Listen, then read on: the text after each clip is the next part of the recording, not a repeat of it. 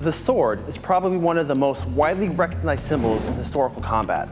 In this episode, we're going to explore some innovations of sword history and examine what are the top 5 coolest swords. Now, this is just a personal favorites list. I'm sure you all will have different opinions, and I would love to hear them.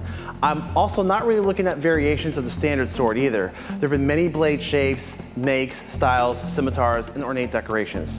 But rather in this video, we're going to take a look at a few swords and derivatives that try to go past the standard form and attempt to think outside the blade with unique innovations.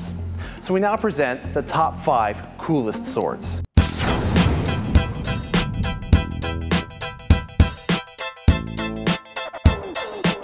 So we're going on sheer creativity here. The effectiveness and efficiency of the following weapons is definitely up for debate, and there is some historical context to go along with them as well.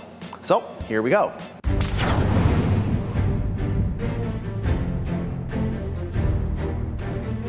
The 9-ring daito is a Chinese broadsword popular in some styles of Kung Fu. The sword pretty much looks standard at face value, except for the set of 9 rings embedded in the spine of the blade. There are many discussed and debated reasons for these rings. The first is the swords themselves are generally lightweight, and the rings offer a strategic shift in weight. When the sword is held upright, the rings point downwards towards the hilt and shift the center of gravity closer to the hand, easier to move it. Now, in contrast, when swinging the sword outward, the rings will swing outward, adding additional striking power to the swing. Now, there's also the element of distraction, and those rings make an awful racket when swinging it around. It's like fighting against a giant deadly tambourine. The sound is often accompanied by tassels or long banners that are attached to the sword, offering further distraction. Another debated reason is back in these times, there were many soldiers to arm in China, and a lot of the swords were made generally pretty cheaply. Now, this would result in dulled and chipped blades after little use. So one theory is that these rings would assist in wearing down an opponent's blade when parrying, or even perhaps catching the tips of other swords and spears as they slid down the blade. And then we have the 9. The significance of 9 rings mirrors the lucky number of 9 in Chinese culture.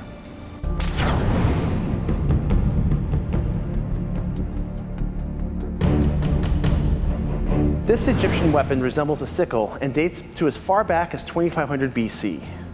They aren't terribly large, and a few varieties exist, but these swords are typically swung in a hacking motion, similar to an axe. Only the outer edge of the curved blade is sharpened and can cause powerful and deep lacerations. The rest of the sword is dull, but good for blunt striking and shaped to be effective at hooking.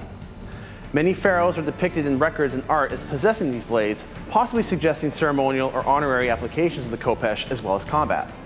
And as an interesting note, in my research, I came across a lot of videos online of people forging their own versions of the khopesh. So it seems to be quite popular among sword enthusiasts and blacksmiths. It's a compact and creative choice.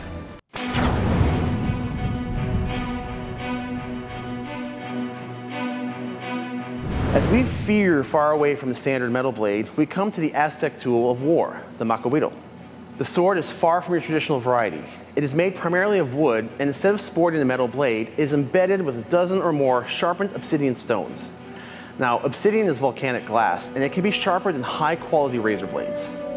So this dances on the line of qualifying for a sword or not, but regardless, there's no question of its nastiness. Wielded like a sword, but swung like an axe, the macahuitl was designed to inflict several wounds in a single swing. Unlike a traditional sword, which leaves a straight, single, clean, and deep gash, the obsidian teeth actually bury themselves into the opponent and then rip away as it's pulled along the skin. As a result, wounds were not clean, but often jagged and torn, often past the point of treating. These cuts weren't always as deep as traditional blades, but there is no question of the damage it could inflict upon bare skin.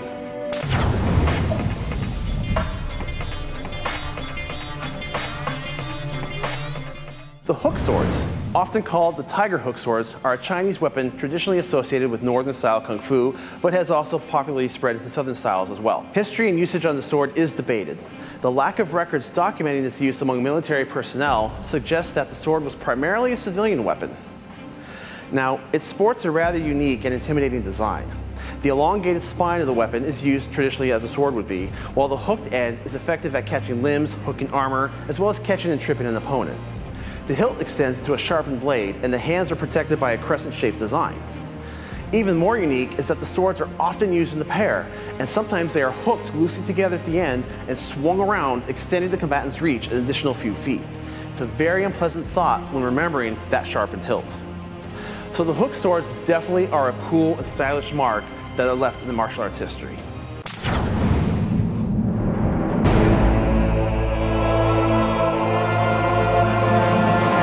And finally, we come down to the Irumi, one of history's coolest and most unique type of swords, in my humble opinion. The first thing one will notice is the blade, or rather the lack of one. Instead of a typical rigid metal structure, the Irumi consists of a soft whip-like metal blade. Now, this weapon is an advanced part of several styles of Indian martial arts, and it requires a lot of skill to use properly. Resembling both a whip and a sword, practitioners are required to master the skill of both, and the Irumi is typically reserved for advanced students. It is often worn in a coil around the warrior's waist, like a belt, with the hilt positioned at the side like a traditional sword. When in use, the sword is swung around like a flail, but the weight and momentum of its metal whip is enough to inflict significant damage. Now, different varieties of the Irumi exist, sometimes with just a single blade, but other times it sports multiple blades, giving quite a dangerous display of metal storm. Quick to use, hard to see, and effective at 360-degree combat, the Irumi is often effective against multiple attackers, and in my opinion, the coolest entry on this list. I would also like to throw out an honorable mention to the Japanese 7-branch sword. Now, this sword consists of a long center shaft with 6 protruding bladed branches. Now, there's a strong debate as to the effectiveness of this weapon, and its question was if it's ever used in combat or if it was just strictly honorary or ornamental is up for debate. Now, in any case, it's definitely worth a quick nod of acknowledgement to its ingenuity and creativity, even if specimens that they have are brittle.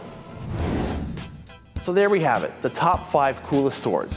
Thank you so much for watching, and I would love to hear if you agree with this list or if you have other suggestions that you feel I left out. So please be sure to share and subscribe, and we'll see you next time.